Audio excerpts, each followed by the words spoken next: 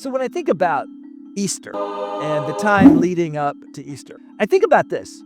Jerusalem was a powder keg, and Jesus of Nazareth was a match. It all started in about 63, 64 BC. The Romans took over their world. They had the rest of the Mediterranean Sea, but at the far eastern end was what we call Israel. They finally took over Israel. They booted out the Hasmonean dynasty, and they put their own government in place. But they needed a buffer. The Jews who lived in what we call Israel weren't particularly excited about being dominated and having an incursion of an army that stayed around. I hate the Romans. They're so mean.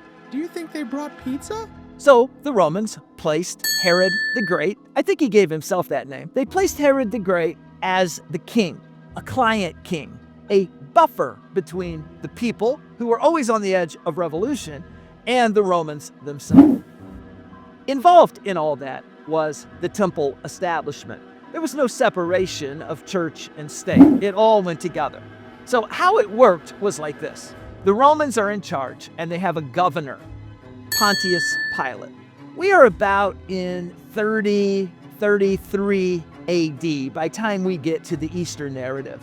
Pilate runs Jerusalem with the cooperation of the collaborationist temple establishment, most notably the Sadducees, wealthy, enfranchised people who kept their wealth as long as they did two things. First, as long as they got people to pay their taxes, and second, as long as they kept people from revolting. Ain't nobody got time for that. Anytime Passover happened, a lot of Jews from around the Roman Empire would come into Jerusalem, and there was always rumblings of nationalistic nature. On this particular occasion, Jesus of Nazareth walked into town at the precisely wrong time when it comes to the political realities of the day. So when you think about Easter, think about the powder keg.